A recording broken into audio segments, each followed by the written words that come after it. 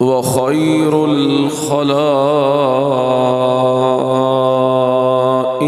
بعد الأنبياء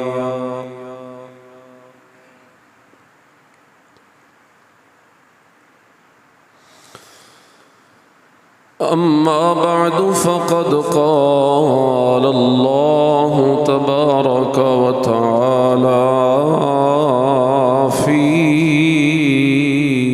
كتاب الهدى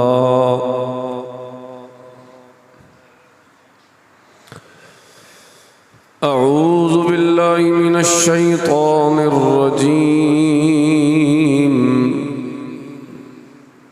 بسم الله الرحمن الرحيم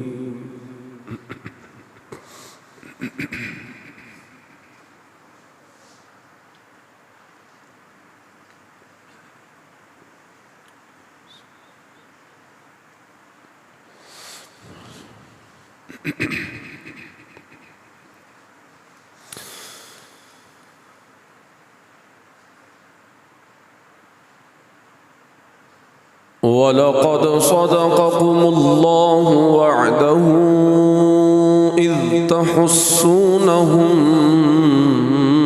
بإذنه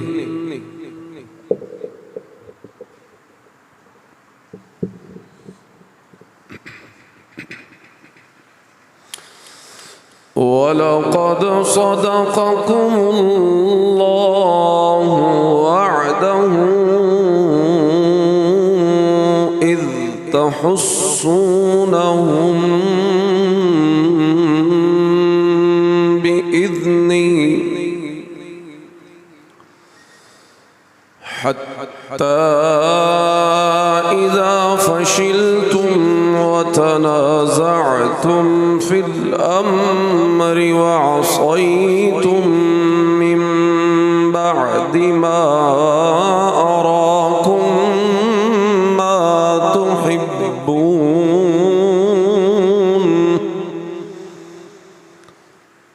منكم من يريد الدنيا ومنكم من يريد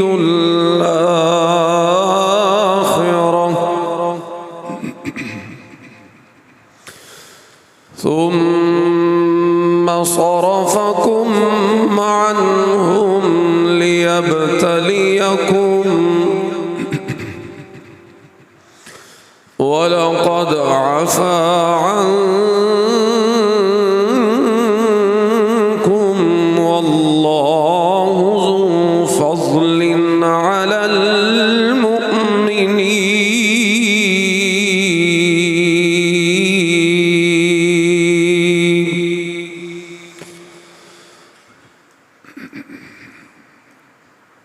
اللهم صل على محمد وعلى آل محمد كما صليت على إبراهيم وعلى آل إبراهيم إنك حميد مجيد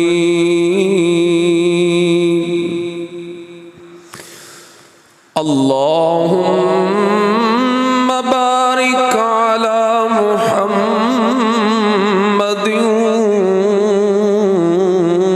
وعلى آل محمد كما باركت على إبراهيم وعلى آل إبراهيم إنك حميد مجيد سبحانك لا علم لنا إلا ما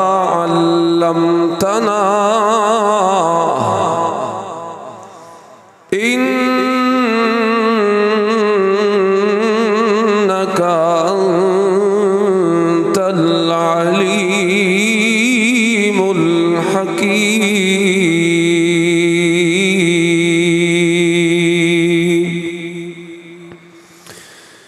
rabbi इश्रह ली सदरी वयस्सिर ली अमरी वहलुल उक़दतम मिन लिसानी यफ़क़हू क़ौली।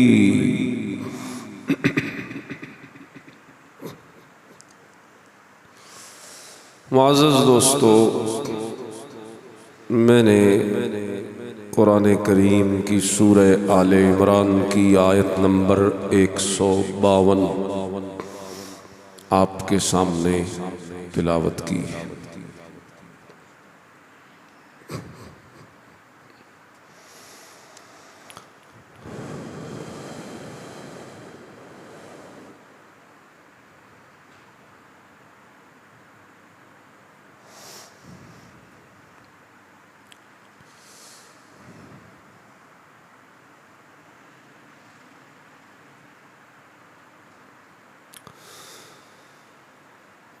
कुछ बातें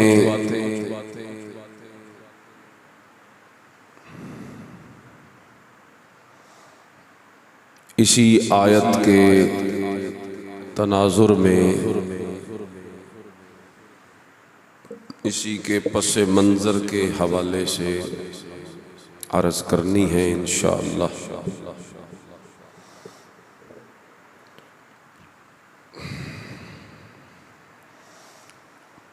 मैं दुआगो हूँ कि रब ताला मुझे अपनी तौफीक से सही और फसीह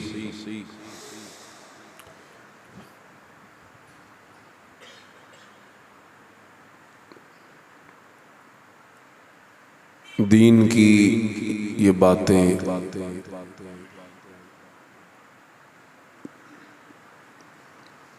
आप तक पहुँचाने की तौफीक अता फरमाए।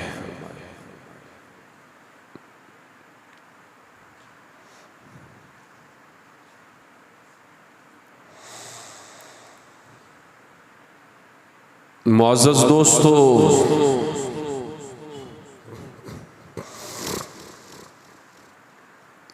आज जिस दौर में हम जी रहे हैं,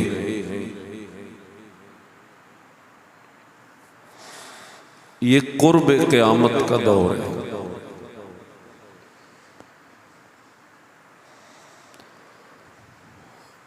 और फितनों की इतनी कसरत है, जैसा कि हदीस रसूलुल्लाह सल्लल्लाहु अलैहि वसल्लम इस पर शाहिद है कि एक ज़माना ऐसा आएगा कि फितने पे दर पे इतनी कसरत से मेरी उम्मत पर आएंगे जैसे तस्बीह का धागा टूटे तो एक दाने के बाद दाने पीछे पे दर पे तेजी से गिरते हैं। इसी तरह एक वक्त ऐसा आएगा कि इतनी तेजी से फितने आएंगे।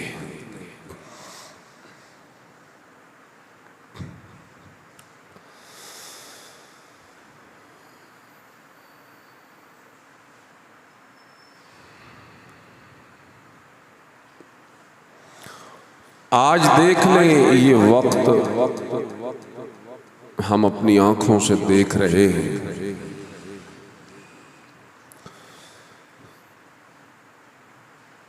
और इस चीज का मुशाहिदा कर रहे हैं कि वाक़अतन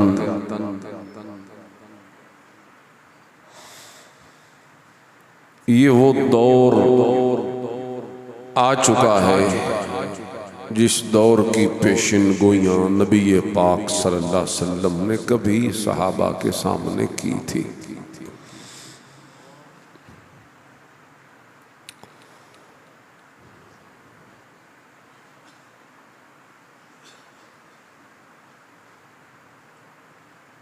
फितने बड़े हैं, फेरिस्त उनकी तवील है।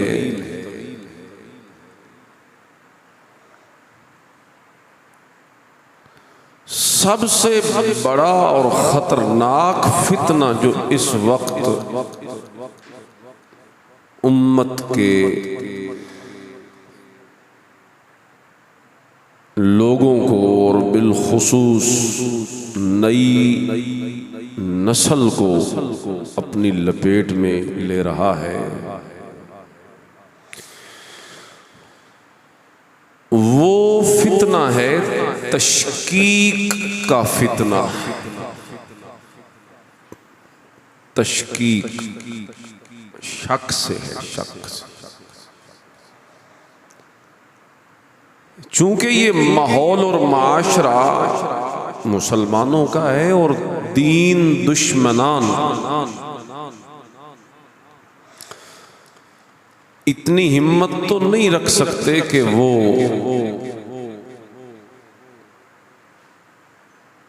अलल ऐलान दीन के मुसल्लमात का इनकार करें, या कोई उठ के सरेआम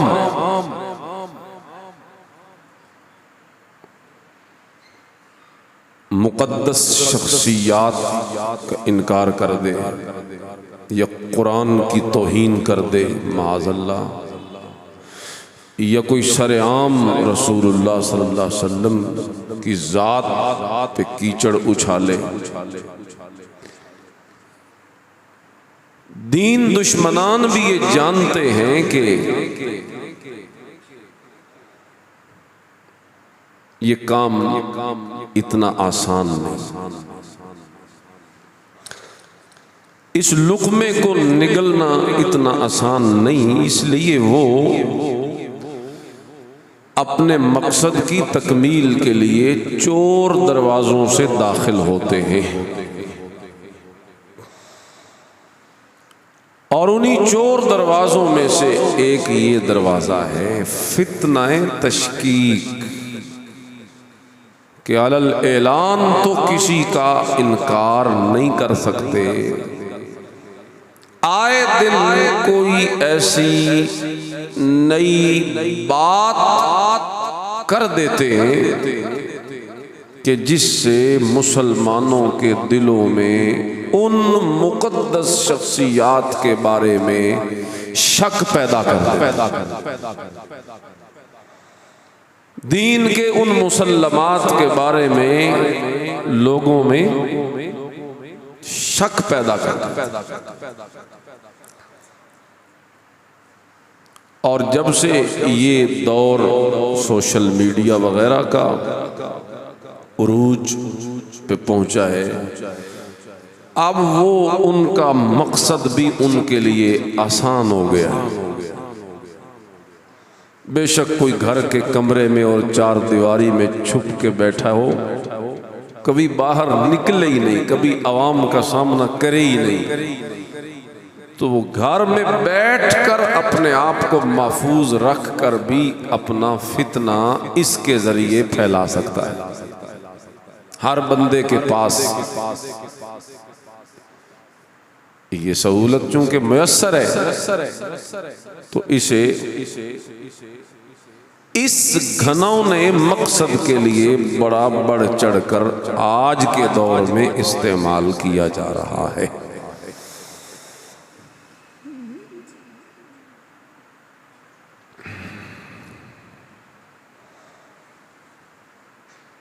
लेकिन रोज़े अव्वल से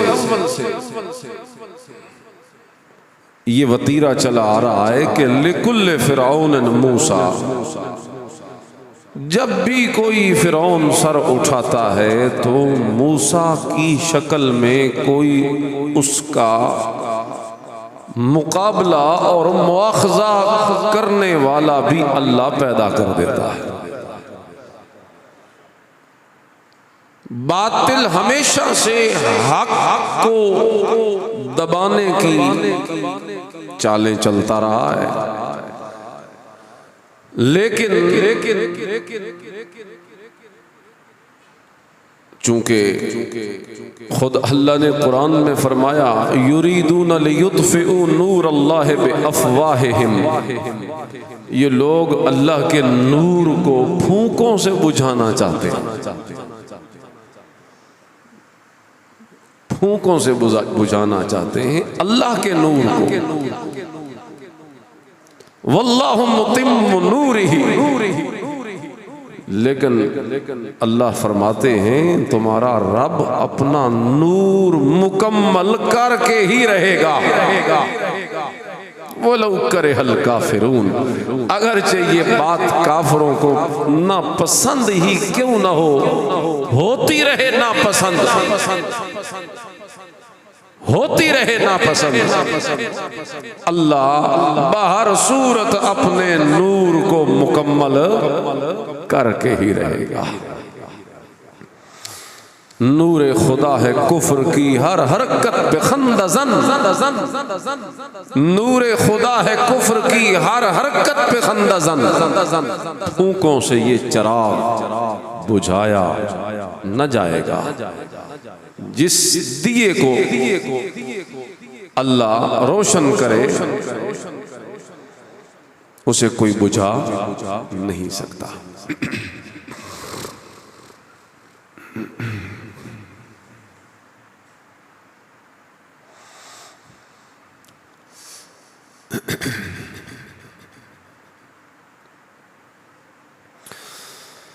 तो मुअज़्ज़ज़ दोस्तों,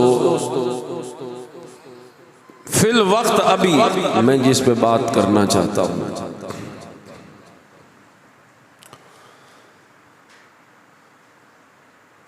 वो है हज़रात सहाबा इकराम रिज़वानुल्लाह अलैहिम अजमाइन के खिलाफ एक साजिश, एक मुनज़्ज़म प्रोपेगेंडा, जिसके तहत आए रोज कभी कोई किसी सहाबी के बारे में शक पैदा कर रहा है, कभी कोई किसी के बारे में शक पैदा कर रहा है, और कभी कोई किसी के बारे में शक पैदा कर रहा है। हमने इस दौर में कुछ उसूल समझ लेने हैं और उन्हीं पे पाबंद हो जाना। इन फितनों का मुकाबला करने का तरीका ये है, कुछ उसूल समझ लेने और फिर उन उसूलों से कभी हटना नहीं। चाहे कोई उठ के आ जाए, चाहे वो कोई बहुत बड़ा मशहूर आदमी हो या कोई बहुत बड़ा आलिम कहलाने वाला हो या कोई बहुत बड़ा मुर्शिद हो, लोग उसके बड़े पैरोकार हो, लेकिन अगर वो उन उसूलों से हट रहा हो तो हमने उस मुर्शिद और उस आलिम और उस रहनुमा के पीछे आंखें बंद करके नहीं चलना, बल्कि उसे तो छोड़ देना है, लेकिन उसूलों को कभी नहीं छोड़। उसूल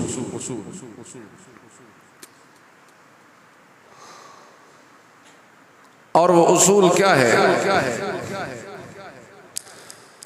वो उसूल ये है कि अहल सुन्नत वल जमात का ये मुत्तफिक का उसूल है कि अस्सहाबतु कुल्लुहुम उदूल, सहाबा जितने भी हैं ना, अव्वल से आखिर तक, सैयदना अबू बकर सिद्दीक रज़ी अल्लाह ताला अन्हु से लेकर कोई आखिरी दिन भी मुसलमान हुआ है रसूलुल्लाह की जिंदगी में अगर कोई, और अदना से अदना दर्जे वाला भी बेशक अगर है, अगर वो सहाबी बन गया है ना, तो अब उसूल ये है कि ये सारे सहाबा आदिल हैं। लफ्ज बोलिए, सारे सहाबा आदिल। आदिल का लफ्ज आप सुनते हैं, आदिल है। आदिल का माना ये है कि ये नीयत के साफ हैं, ईमान वाले हैं और अल्लाह की रजा के तालिब हैं और इन पर कभी किसी को तनकीद करने का कोई हक, ये माना कि इन पर तनकीद नहीं हो सकती। आदिल हैं, ईमान में आला, इखलास में अव्वल, और अपनी नीयतों और अल्लाह की रजा में मुखलिस। बाद में आने वाले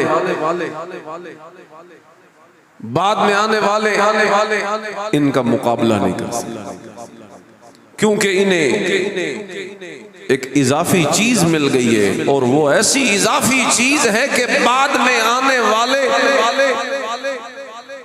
कितने भी कोई मेहनत करने वाले को वो चीज नहीं मिल सकती।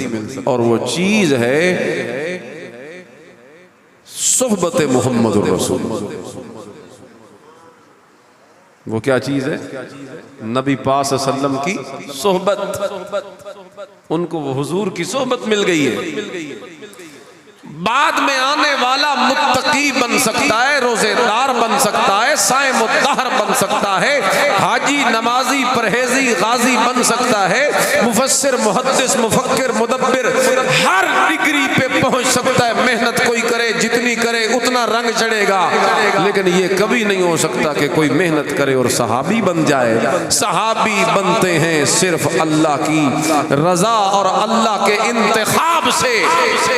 रसूलुल्लाह सल्लल्लाहु अलैहि वसल्लम के दुनिया से तशरीफ ले जाने के बाद अब कोई सहाबी बन नहीं सकता। जब कोई सहाबी बन नहीं सकता तो फिर किसी का मुंह ही क्या है कि वो उन सहाबा पर तनकीद करे जिन्हें सोबत मयस्सर आ गई नबी पाक सल्लल्लाहु अलैहि वसल्लम की। फिर बाद वालों का हक बनता ही नहीं। जैसा कि हदीस में है, इन्नल्लाह अख्तारनी व अख्तारली अस्हाबा। नबी करीम सल्लल्लाहु अलैहि वसल्लम ने इरशाद फरमाया, बेशक अल्लाह ने मुझे भी चुन लिया और मेरी मजलिस में आने वाले हर फर्द को भी चुन चुन के उसने भेजा। कोई अपनी मर्जी से नहीं आया, जो भी आया अल्लाह के इंतखाब से आया। फजअल ली मिनहुम वज़रा व अंसारा व अस्हारा। मुझे चुना, मेरे सहाबा को भी चुना। चुनने के बाद इन्हीं सहाबा की जमात में से अल्लाह ने मेरे मुशीर भी बना दिए, मेरे वजीर भी बना दिए, मेरे दामादी भी बना दिए, मेरे ससुराली भी बना दी।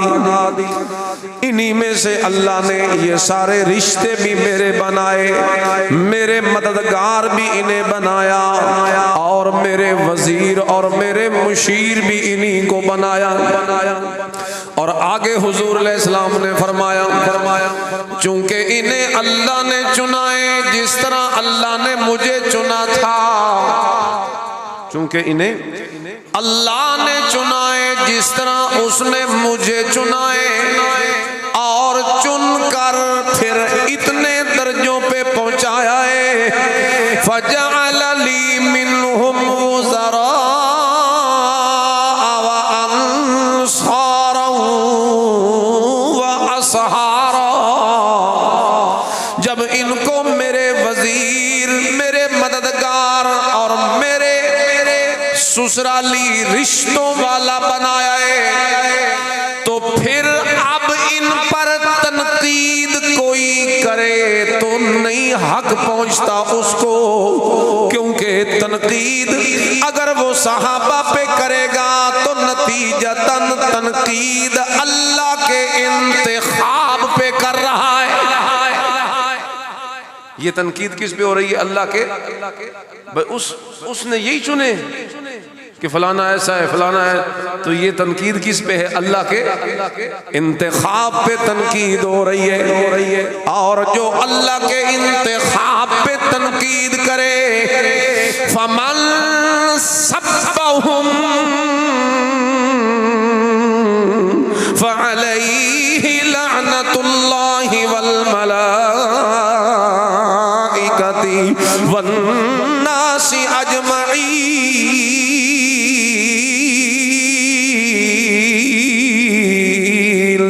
जो सहाबा पे तनकीद करे, मेरे नबी करीम सल्लल्लाहु अलैहि वसल्लम ने फरमाया ये इतना बदबख्त हो चुका है अल्लाह की नजरों में कि अल्लाह ने इसे अपनी रहमत से दूर कर दिया और अपनी लानत का मुस्तहिक कर दिया। फ़अलैहि लानतुल्लाह, इस पर क्या है? अल्लाह की लानत। और सिर्फ अल्लाह की ही नहीं, वल मलाइका, अल्लाह के सारे फरिश्तों की लानत भी इसी पर, वन नासी अजमईन, सारी इंसानियत की लानत भी इन्हीं पर पड़ेगी। अगर दुनिया में अपने आप को बेशक किसी लक़ब से मारूफ और मशहूर करता फिरे, लेकिन अगर तनकीद सहाबा पे की है तो किसी नाम या किसी फिरके या किसी धड़े या किसी निस्बत या किसी जमात और या किसी और एजाज की वजह से ये उस लानत से कभी बच नहीं सकता। दुनिया की नजरों में चाहे जितना बड़ा कादरी बनता फिरे, अल्लाह की नजरों में लानती बन जाता। अल्लाह की नजरों में क्या बन जाता है? दुनिया में बेशक अपने आप को मोमिन कहलवाए, लेकिन अल्लाह की नजरों में क्या बन गया? दुनिया में बेशक आपको आलिम कहलाए, अल्लाह की नजरों में क्या बन गया? बोलो तो सही, लानती बन गया। दुनिया में बेशक मुर्शिद हो, लोग उसके दाएं बाएं हो, उसका हल्का अहबाब हो, लोग उसकी थूक को भी चाटना और अपने जिस्म पे बलना सआदत अगरचे समझते हो, दुनिया में बेशक उसकी जितनी इज्जत वकार हो, लेकिन अगर तनकीद रसूलुल्लाह के शागिर्दों पर की और तनकीद अल्लाह के इंतखाब पर की है, ऐसा बंदा दुनिया में आर्जी इज्जत तो पा सकता है, लेकिन कभी अल्लाह की निगाहों में हकीकी इज्जत वो बंदा नहीं पा सकता। ये सही हदीस मैंने आपको सुनाई है, मत के कहें आप भैया आपने कहां से पढ़ा है, ये सही हदीस है। अल्लाहु अकबर कबीर। और इसी के आखिर में है कि अल्लाह इस बंदे के किसी फर्ज या नफल अमल को भी कबूल नहीं करेगा। तो इस उसूल पे पाबंद रह जाइए। कोई कितनी तनकीद करे, कोई बेशक किसी इमाम का हवाला दे, किसी तारीख की किताब को उठा के ले आए, चाहे कोई कितनी तहकीक करे, मुहक्किक मशहूर हो, लेकिन तहकीक उतने तक काबिल कबूल है जितने तक सहाबा की नौकरी में है, सहाबा की गुलामी में है। अगर तहकीक सहाबा का मुंह चिढ़ाने लग जाए,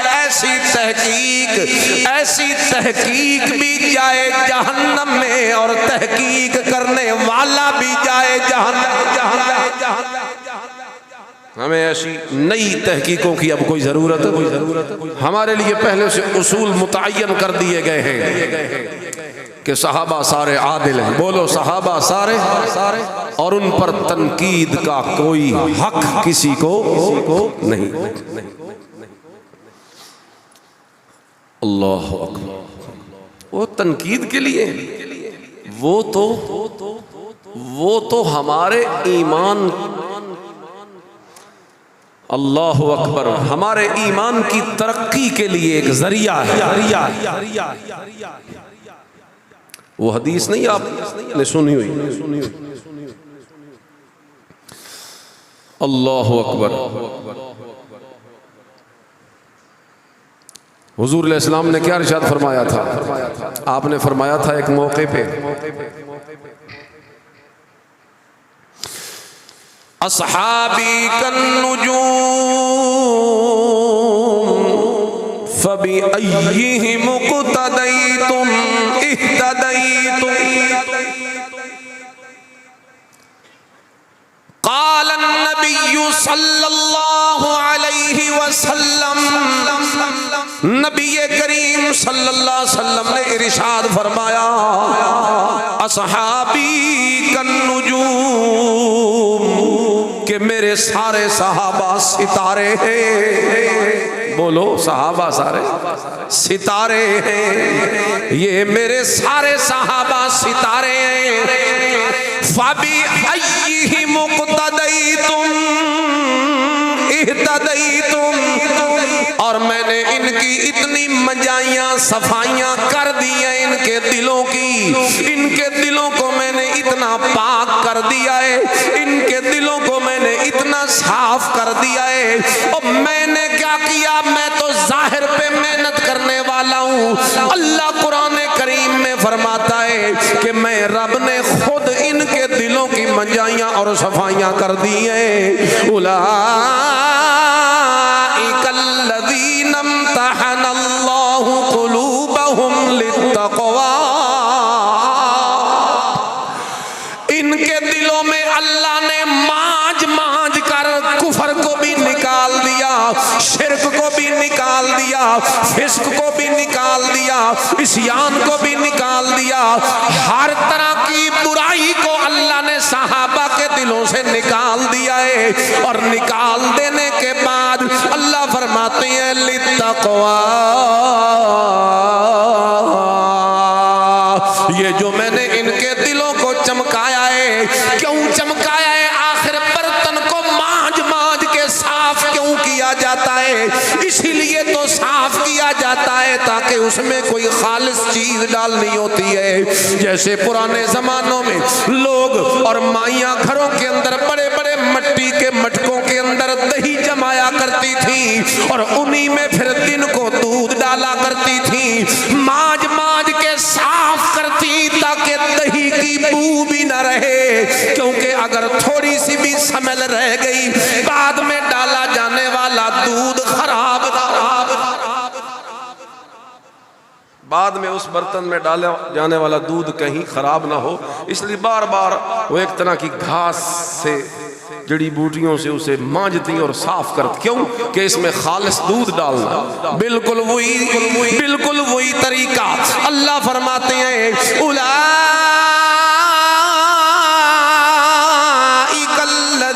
इम्तहनल्लाहु क़ुलूबहुम लित्तक़वा, मैंने सहाबा के दिलों से हर तरह का फिस्क फुजूर इस्यान इसीलिए निकाला है क्योंकि मैं इनके दिलों में तकवा डालना चाहता हूँ, मैं इनके दिलों में ईमान डालना चाहता हूँ, मैं इनके दिलों में कुरान डालना चाहता हूँ, मैं इनके दिलों में हिदायत डालना चाहता हूँ, मैं इनके दिलों में अमानत डालना चाहता हूँ, मैं इनके दिलों में सदाकत और शराफत और दयानत डालना चाहता हूँ, मैं इनके दिलों में नबी करीम का वो सुन्नत का नूर डालना चाहता हूँ, मैं इनके दिलों में शरीयत का नूर डालना चाहता हूँ। चूंकि खालिस चीज को मैंने इनके दिलों में डालना है, यही वजह है कि सहाबा के दिलों की सफाइयां करने वाला कौन है।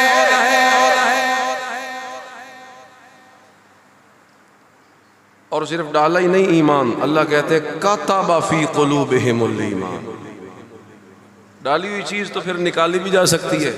अल्लाह कहते हैं मैं इनके दिलों पे ईमान लिख रहा, ये कुरान का लफ्ज है, काताबा किताबत से।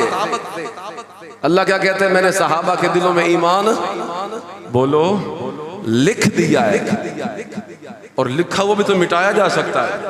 अल्लाह फरमाते हैं मिटाया जा सकता है, लेकिन वहां मिटाया जा सकता है जहां हाथ पहुंचे।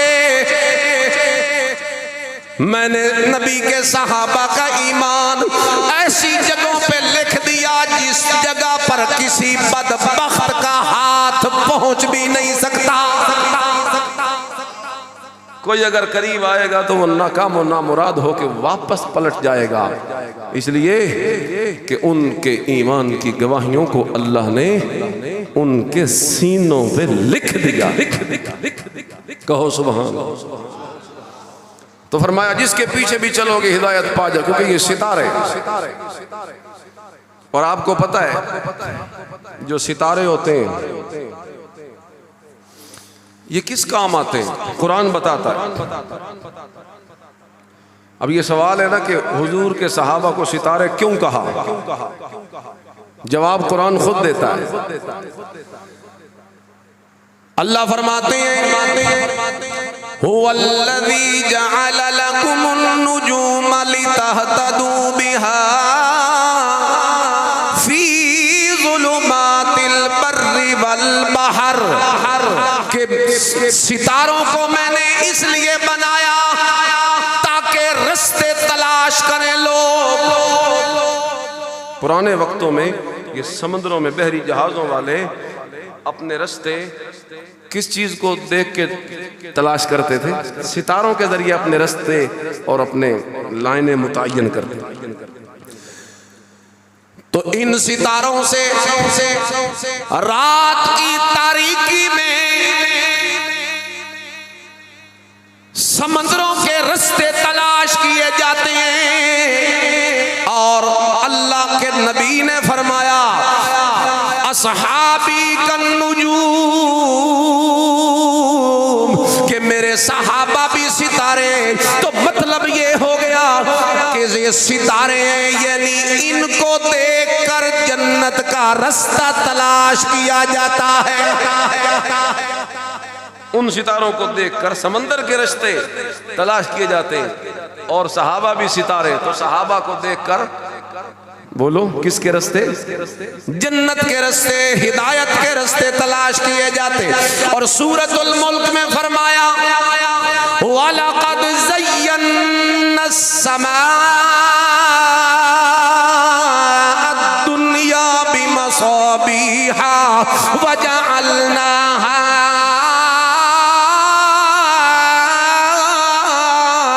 रुजूमन लिश्शयातीन, कि इन सितारों का दूसरा फायदा ये है कि ये आसमान की खूबसूरती के लिए बनाए। तारे जब चमकते हैं रात को आसमान पर तो एक नजारा होता है कि नहीं होता, बोलो होता है। खूबसूरती के लिए बनाया, मुज़य्यन करने के लिए बनाया। और हुजूर ने भी फरमाया कि मेरे सहाबा सितारे, तो मतलब ये सितारे आसमान दुनिया की खूबसूरती का जरिया बनते हैं और सहाबा आसमान नबुव्वत की खूबसूरती का जरिया बना। वो न हो तो मेरे नबी की महफिल सजती नहीं। और तीसरी चीज रुजूमल लिश्शयातीन जअलनाहा रुजूमल लिश्शयातीन, और बनाया है हमने इन सितारों को शैतानों को मार देने के लिए। बोलो किसके लिए, शैतानों को। ये शैतान पहले ऊपर चले जाते थे, फरिश्तों की बातें सुनाते थे, को गैब की बात पता चल गई, नीचे आके अपने नजूमियों काहिनों को जो आज बैठे होते हैं हमारे यहाँ भी, किस्मत के पते करवा लो और हाथ की लकीरें दिखा लो और ये करवा लो। तो ये पहले भी होते थे, तो वो आके बताते अपने उन जादूगरों को, नजूमियों को, कि हमने फलानी बात फरिश्तों से ऊपर से सुन के आए हैं, सच है।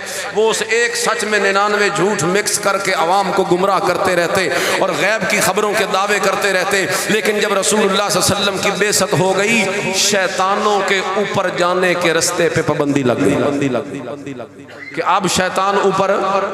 वजह क्या है, कोई बता सकता है वजह क्या? वजह यह है कि अब इन रास्तों से कुरान ने उतरना है, और कुरान चूंकि ला रैब है तो ये तो एक तरह का शक हो सकता था कि ऊपर से आया फरिश्ता लेके, तो वहां तो शैतान भी आते जाते रहते हैं, तो गड़बड़ हो जाएगी, सारा हक जो है उसमें बातिल मिक्स हो जाएगा। तो शैतानों के दाखिले पे पाबंदी इसलिए लगाई कि कुरान का रास्ता महफूज कर दिया अल्लाह ने। लेकिन ये इनकी आदत शरीर है, ये फिर ऊपर चढ़ते। तो अब अल्लाह ने फरमाया अब अगर कोई ऊपर आए ना तो जअलनाहा रुजूमल लिश्शयातीन, इन सितारों के जरिए हम उन्हें सबक सिखाएंगे। चुनाचे आज भी आप देखते हैं अचानक आसमान पे एक सितारा तेजी से भागा चला जाता होता है। कई दफा मंजर देखते हैं, ये क्या होता है? इल्ला इल्ला मन इस्तरक़ समा, अल्लाह कुरान में कहता है अब अगर कोई बात चोरी करने के लिए ऊपर चढ़े, फ़अतबाहु शिहाबुम मुबीन, सितारा उसके पीछे लग के उसे जला के राख कर देता है, भस्म कर देता है। और अगर कोई बच के आ भी जाए तो उसका दिमाग पागल हो जाता। तो सितारों को बनाया शैतानों को मार देने के लिए। जोर से बोलो। और हुजूर ने फरमाया मेरे सहाबा भी क्या हैं? सितारे। तो मतलब ये हो गया कि ये शैतानों को मार देने के लिए वो सितारे आसमान के और उन जिन्नात के शैतानों को मार देने के लिए, और ये सितारे इंसानों में से जो शैतान है उनको मार देने के लिए बनाए। कभी इन्होंने मार दी ग़ज़वा बदर में, कभी इन्होंने मार दी ग़ज़वा ओहद में, कभी इन्होंने मार दी ग़ज़वा खैबर में, कभी इन्होंने मार दी ग़ज़वा तबूक में, कभी किसी मैदान में और कभी किसी मैदान में। हत्ता के इनकी मार का तो ये आलम है कि वंज पुछ ईरान दे भंगियां तू किवें मार उमर दी पाईए। हजरत उमर ने कितना मारा, ईरान तक पीछा किया और किस तरीके से इन शैतानों की जड़ को उखेड़ा। यहूदी नस्ल को जिस तरह फारूक आजम ने पिटाई लगाई है, कोई है भला उसकी मिसाल दुनिया के अंदर? ये सितारे हैं कि जो शैतान हक के रास्ते के अंदर मुकाबला करने के लिए आएगा उसकी मार के लिए अल्लाह ने सहाबा को बनाया है। अगर कोई रास्ते में रुकावट डालने के लिए आएगा उसका इलाज करने के लिए अल्लाह ने इन सहाबा को बनाया है। लिहाजा ये तो उल्टा कुफर का इलाज करने वाले हैं। यही तो वजह है कि कुफर को तकलीफ है और वो बार बार शक पैदा करते हैं और इन्हीं के ईमान में शक पैदा करते हैं। कोई कहता है फलाना ऐसा था और कोई कहता है फलां ऐसा था और कोई कहता है फलां ऐसा था।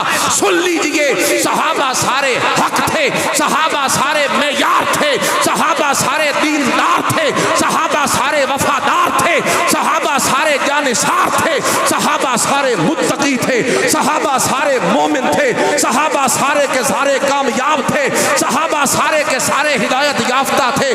सहाबा पे ईमान में शक करने वाला खुद बेईमान तो हो सकता है, कभी सहाबा के ईमान में शक पैदा नहीं। आजकल सोशल मीडिया पे एक बात वायरल है। एक बदबख्त ने कहा कि सैयदना उस्मान गनी जंग से भाग गए थे और इस तरीके से उसने तौहीन आमेज लफ्ज़ों में उसका मजाक उड़ाया। और वो चीज़ नौजवान जब सुनते पढ़ते हैं, सुन लीजिए, अल्लाह ने कुरान करीम में उस अफरा तफरी के आलम में जबकि 700 मुसलमान थे, 3000 का लश्कर काफरों का था और पहले पहल रसूलुल्लाह सल्लल्लाहु अलैहि वसल्लम ने एक दर्रे पे ड्यूटी लगाई थी 50 सहाबा की कि तुमने यहाँ से नहीं हिलना, फतह हो या शिकस्त तुमने यहीं खड़े रहना है। और नीचे जो मार दी फिर सहाबा ने उस कुफर के लश्कर को, वो मिसाल बन गई कि आनन फानन देखते ही देखते 3000 के लश्कर को भागने पे मजबूर कर दिया और फतह का झंडा लहरा दिया। और उसके बाद वो लश्कर जब भाग खड़ा हुआ तो माले गनीमत सहाबा कराम लूटने लगे। ऊपर दर्रे पे खड़े हुए 50 सहाबा कराम ने ये सोचा कि वो जो हुजूर ने हमें खड़ा किया था कि तुमने नीचे नहीं आना, फतह हो या शिकस्त हो इधर ही खड़े रहना है, उन्होंने सोचा कि वो जो हमारी पाबंदी थी ना उसका एंड आ गया। उस वक़्त का एंड ये उन्होंने सोचा कि हुजूर की जो पाबंदी थी वो शायद यहीं तक थी, क्योंकि अब दुश्मन तो भाग चुका है और अब तो माल लूटा जा रहा है गनीमत का। तो उन्होंने ये सोचा कि हमारी उस पाबंदी का एंड हो चुका है और वक़्त पूरा हो चुका है। यही सोच कर वो नीचे आए और अल्लाह अकबर, फिर पीछे से पलट कर वो भागा हुआ लश्कर जब उन्होंने देखा कि दर्रा खाली हो चुका है, उन्होंने पलट के वार कर दिया और फतह जो है वो शिकस्त में तब्दील हो गई। उस मौके पर अफरा तफरी तो बनती है। एक अचानक माल लूटते हुए और माल इकट्ठा करते हुए हथियारों को रख देने वाले लश्कर के ऊपर अचानक 3000 का लश्कर हमला कर दे, अफरा तफरी तो फैलेगी, लोग तो दाएं बाएं भागेंगे। अल्लाह अकबर कबीरा। इसी बात को बुनियाद बनाकर उस बदबख्त ने कहा कि सहाबा भाग गए थे, हजरत उस्मान भाग गए थे, फलाना भाग गया था। सुनिएगा, ये जो अफरा तफरी वक्ती है, और बदबख्तों तुमने इसको तो देख लिया, लेकिन तुमने कुरान की बाकी आयतों को ना देखा। अगर ये भागने वाले होते तो बदर में क्यों आते? अगर ये भागने वाले होते तो ये कलमा क्यों पढ़ते? अगर ये भागने वाले होते तो मारे क्यों खाते? अगर ये भागने वाले होते तो अपने जनाब करीबी रिश्तेदारों से जंगे क्यों करते? अगर भागने वाले होते अपने करीबी रिश्तेदारों को इस्लाम के लिए कत्ल क्यों करते? अगर ये भागने वाले होते अपना माल क्यों लुटाते? अगर ये भागने वाले होते अपनी जान को क्यों खपाते? ये भागने वाले नहीं थे। अल्लाह अकबर। और वो जो वक्ती अफरा तफरी पैदा हुई, अल्लाह ने कुरान करीम में फरमाया वाला कद अफा अनकुम। और मोहम्मद के यारों, चूंकि तुम्हारी कुर्बानी बहुत ज्यादा है, इसलिए मैं अर्शों का रब तुम्हारी इस गलती को माफ करता हूं। ये सूरह आले इमरान की आयत नंबर 152। बोलो, आले इमरान की आयत नंबर 100। इसमें अल्लाह ने उस वक्त दाएं बाएं निकल जाने वालों को कुरान में अल्लाह ने क्या कह दिया? अफा अनकुम, कि आए मोहम्मद के यारों, हमने तुम्हें माफ कर दिया। और जिनका नुकसान हुआ था वो मालिक खुद कह रहा है मैं माफ कर देता, और तेरा ते नुकसान भी सहाबा कोई नहीं कीता। तू क्यों बकबक करता है? तू क्यों भौंकता है सहाबा पे? तू क्यों तबर्रा और तनकीद करके अपना ईमान खराब करता है? सुन लीजिए, आज के दौर के अंदर फितनों में से ये एक बड़ा फितना है कि सहाबा के बारे में आए दिन कोई ना कोई बात करके शक पैदा किया जा रहा है। आपने अपने ईमान को मजबूत रखना है, आपने सहाबा से ताल्लुक को मजबूत रखना है, और आपने किसी की बात को ऐसे वैसे मान नहीं लेना जल्दी जल्दी में। अल्लाह का कुरान तो सहाबा की तारीफों से भरा पड़ा। कुरान से रुजू करना है, इसलिए कि सहाबा तारीखी शख्सियात नहीं, सहाबा कुरानी शख्सियात। बोलो सहाबा। तो सहाबा के बारे में कोई बात हो तो रुजू किसकी तरफ करना है? कुरान की तरफ। अल्लाह हमें अमल की तौफीक।